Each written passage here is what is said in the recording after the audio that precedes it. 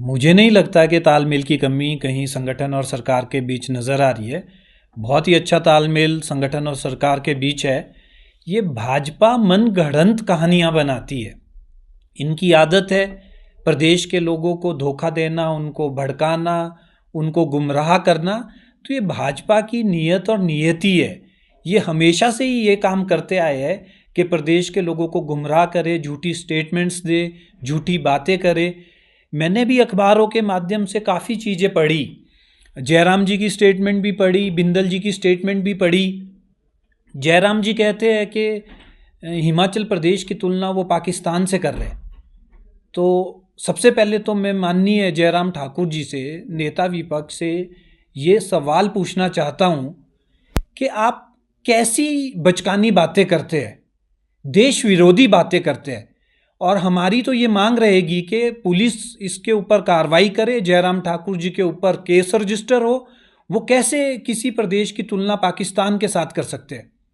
क्या हिमाचल प्रदेश आतंकवादी गतिविधियों में संलिप्त है? किन परिस्थितियों में उन्होंने हिमाचल प्रदेश की तुलना पाकिस्तान के साथ की? जयराम ठाकुर जी बेसिकली अपना मानसिक संतुलन खो बैठे हैं और अनाप शनाप बयानबाजी करते हैं। डेली उनको अखबार में रहने का, मीडिया में रहने का शौक है। सुबह सो के उठते हैं, कुछ ना कुछ स्टेटमेंट देनी है, ये उन्होंने तय कर दिया है। और कुछ भी स्टेटमेंट वो सो के उठ के देते हैं। वो प्रदेश के पूर्व मुख्यमंत्री रहे। आज प्रदेश के अंदर अगर फाइनेंशियल क्रंच है तो उसके पीछे सबसे बड़ा कारण भाजपा है। आप लोगों ने देखा है किस तरह से भाजपा की जो केंद्र सरकार है हिमाचल प्रदेश के साथ खिलवाड़ करने का काम कर रही है। आरडीजी हमारी बंद कर दी गई है, मनरेगा को बंद करने का काम कर दिया गया है। बहुत सारे ऐसी स्कीम्स है सेंटर हेड की जो उसमें फंड्स ही नहीं आ रहे। जेजेएम में बहुत सारे पैसे नहीं आ रहे। बहुत सारी ऐसी स्कीम्स है जिसमें केंद्र सरकार ने हमारे बजट रोक दिया है, प्रदेश सरकार को 1 रुपया नहीं आ रहा है। और आरडीजी बंद करने से प्रदेश को कितना भारी नुकसान हुआ है वो आप सब लोग जानते हैं। जब विधानसभा के अंदर सर्वसम्मति से एक प्रस्ताव पारित हो रहा था कि पूरे प्रदेश के लोग, जितने भी विधायक यहां पे है, वो जयराम ठाकुर जी की या जेपी नड्डा जी की या अनुराग ठाकुर जी की, इनकी अध्यक्षता में प्रधानमंत्री मोदी के पास चलते हैं और आरडीजी बहाली की बात करते हैं, तो भाजपा के सभी लोगों ने विधानसभा से वॉकआउट किया। ये आज हिमाचलियत की बात करते हैं जो प्रदेश के साथ खिलवाड़ करने का काम कर रहे हैं। ये आज प्रदेश के हितैषी बने हुए हैं। जब जब प्रदेश के हित की बात हुई है, प्रदेश के हित की लड़ाई लड़ने का काम हुआ है, हमेशा बीजेपी ने वॉकआउट किया है। जब प्रदेश को स्टेटहुड का दर्जा मिल रहा था तब भाजपा के ही नेता प्रदेश हुड को मारो ठूड का नारा लगा रहे थे। 2022 में जब आपदा आई प्रदेश के अंदर, तब इन्होंने केंद्र सरकार से मांग नहीं की कि special package, relief package Himachal Pradesh को दे, तब भी इन्होंने वॉकआउट किया। ये भाग गए। प्रधानमंत्री मोदी हिमाचल आते हैं और 1500 करोड़ रुपए की घोषणा करते हैं कि रिलीफ पैकेज हिमाचल प्रदेश को मिलेगा। आज तक 1 रुपया वो नहीं मिला हिमाचल प्रदेश को। बताए भाजपा के लोग क्यों ये हिमाचल के साथ खिलवाड़ करते हैं? और आज ये अखबारों में चमकने के लिए, लोगों को गुमराह करने के लिए कहते हैं कि हमें हिमाचल से प्यार है। अरे कैसा प्यार है, हमें बताए। ये बार बार इन्होंने हिमाचल प्रदेश के लोगों के पीठ में छुरा घोंपने का काम किया है। अभी जब आरडीजी की बात हुई तब भी इन्होंने मुंह दिखाया, पीठ दिखाई हिमाचल के लोगों को। तो इसलिए मेरा कहने का मतलब यह है कि भाजपा पूरी तरह से बेनकाब हो चुकी है। पूरी तरह से इनका चेहरा लोगों के बीच आ चुका है। जब जब हिमाचलियत की बात आई है, ये हमेशा पीठ दिखाकर भागे। और दूसरी तरफ राजीव बिंदल जी ने आज एक स्टेटमेंट दी, हिमाचल सरकार ने हाईजैक कर लिया है। मैं उनसे भी पूछना चाहता हूं, किस हाईजैक की बात कर रहे हैं? किस लोकतंत्र की वो बात कर रहे हैं? अरे लोकतंत्र के अगर कोई असली हितैषी है तो वो कांग्रेस पार्टी है, जो लोकतंत्र की रक्षा के लिए लड़ाई लड़ती है। इन्होंने तो हमेशा लोकतंत्र को गिराने का काम किया है। लोकतंत्र को भाजपा मानती कहां है? कितने सारे देश के अंदर ऐसे राज्य हैं जहां पे चुनी हुई सरकारों को गिराने का काम इन्होंने किया है। मिशन लोटस इन्होंने चलाया है। तो क्या लोकतंत्र को मानने वाले लोग हैं भाजपा के लोग? ये हमें बताए, क्यों इन्होंने लोकतंत्र से जब चुनी हुई सरकार है उनको क्यों गिराने का काम इन्होंने किया? हिमाचल प्रदेश में भी इन्होंने ये नाकाब कोशिश की, यहां पे भी इन्होंने लोकतंत्र की धज्जियां उड़ाने की कोशिश की, हमारी सरकार गिराने की कोशिश की। और मैं आप लोगों को एक बात और, राजीव बिंदल जी से मैं आप लोगों के माध्यम से पूछना चाहता हूं, आप लोकतंत्र और हिमाचल की बात छोड़िए, आप सबसे पहले तो यह बताइए कि आप अपने पद पे क्यों बैठे हैं? इनके एक विधायक हंसराज जी, उन पे पॉस्को एक्ट लगा हुआ है, वो लड़कियों को छेड़ने का काम करते हैं। इनके पूर्व सांसद वीरेंद्र कश्यप जी, उनके बेटे के ऊपर मॉलेस्टेशन के चार्जेस है। आज ये हिमाचल की रक्षा की करने की बात करते हैं। भाजपा तो रेपिस्ट पार्टी बन चुकी है, महिलाओं को छेड़ने की पार्टी बन चुकी है। आज प्रदेश की जितनी भी महिलाएं हैं, बेटियां हैं, वो बिल्कुल भी सेफ नहीं है। कभी इनके विधायक, कभी इनके पूर्व विधायक, कभी प्रदेश अध्यक्ष के भाई, सब लोग तो रेप चार्जेस लगे हुए हैं, किसी को मॉलेस्टेशन के चार्जेस लगे हुए हैं, कोई बच्चियों को छेड़ रहे हैं, कोई किसी को छेड़खानी कर रहे। तो हिमाचल प्रदेश को अगर किसी से खतरा है तो भाजपा से है। कांग्रेस पार्टी सुखविंदर सिंह सुक्खू जी की अध्यक्षता में, उनके नेतृत्व में प्रदेश में बहुत अच्छा काम कर रही है। पंचायती राज चुनाव भी बहुत अच्छे से करवाए जा रहे हैं और सरकार और संगठन में बहुत अच्छा कोऑर्डिनेशन है।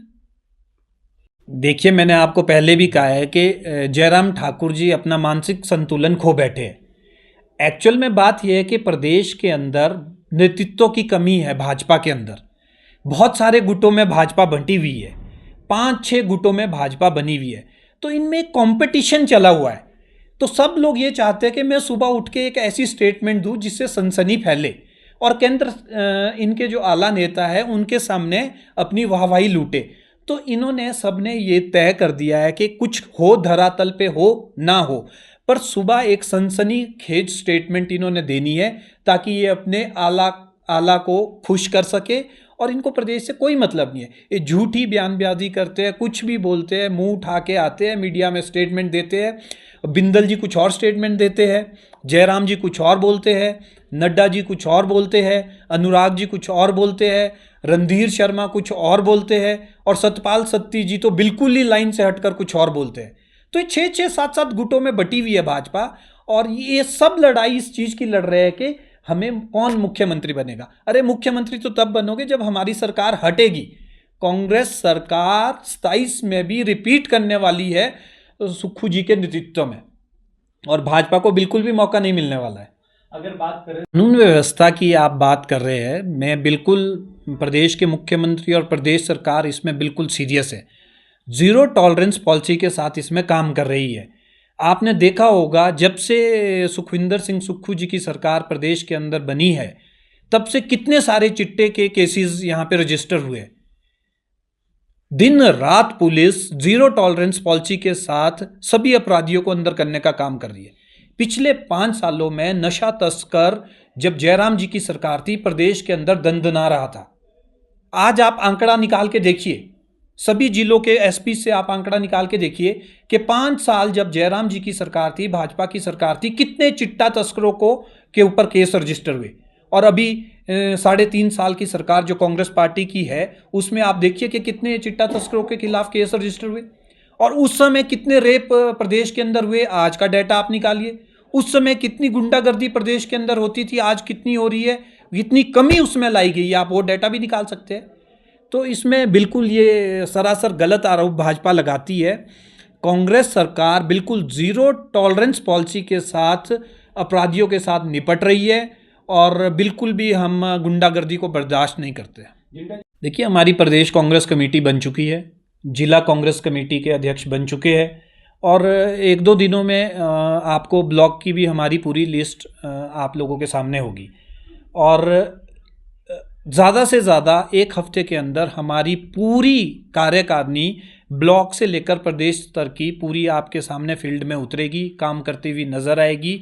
और आने वाले पंचायती राज चुनाव में और अर्बन बॉडीज़ इलेक्शन में कांग्रेस पार्टी एक तरफ विजय जीतने वाली है, एक तरफ हमारी जीत होने वाली है, और भाजपा का प्रदेश से सुपड़ा साफ होने वाला है।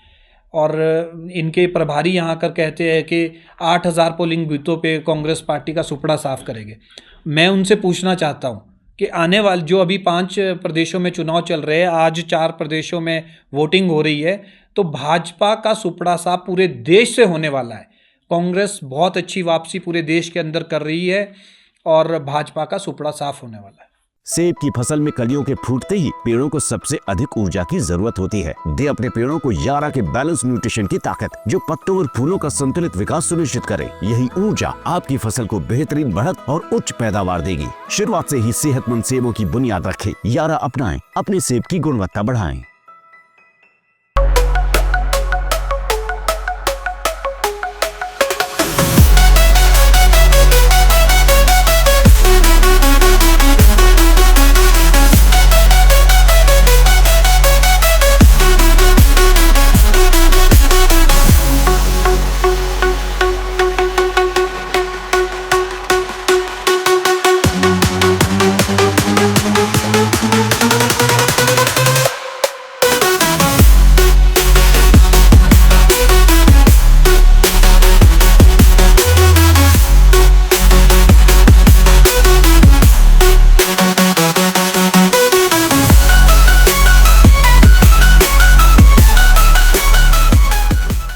त्योहार के इस सुहाने सीजन में गोयल मोटर्स नेटवर्क की सोलन और शिमला स्थित नेक्सा शोरूम में पाई इंडिया की सबसे पसंदीदा गाड़ियों पर खास ऑफर। इग्निस, बिलेनो, फ्रॉन्स, जिम्नी और ग्रैंड विटारा जैसी शानदार गाड़ियों को खरीदने का साल का सबसे बेहतर वक्त। नेक्सा का खास ब्लैक एडिशन उपलब्ध है।